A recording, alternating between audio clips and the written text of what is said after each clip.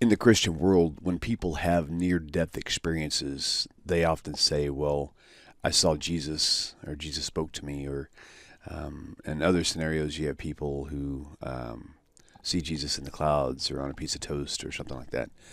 Why is it always Jesus? That's the question. Not being too silly, but just watch.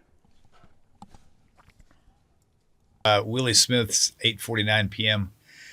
Says, why do people die and see Jesus in the afterlife? Because they have, first of all, they have preconceived ideas. First of all, if they don't have preconceived ideas and they saw somebody, it probably wasn't Jesus. It might have been Moses, but they're taught that it's Jesus. I think about the Jesus and the toast, and I'm thinking, how do they never met Jesus? That could be Elijah for all we know. Or that could be Satan pretending. Yeah, right, exactly. But you notice how they almost never say that they wound up in hell. Yeah. It just seems to me that yeah. Like half of them should say we're going. I had this glimpse of the afterlife and I was in hell. Exceptionally few believe that about themselves, which means they think I'm a Christian and therefore definitely going to heaven. So who else will they see? Yeah. Has to be Jesus. Self-fulfilling.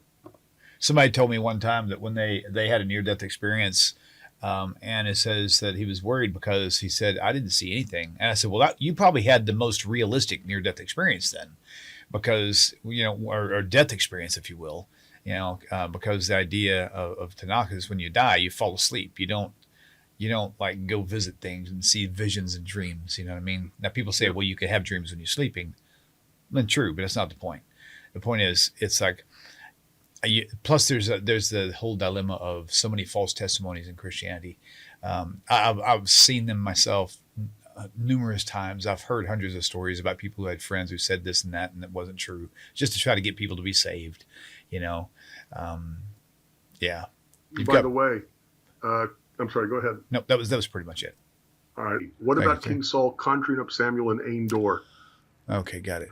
What's really interesting is that's actually an interesting point to something I talked about earlier about not seeing a light at the end of the tunnel, and about how when you die you go to sleep, because it's very clear in that story that says that King Saul actually, upon talking to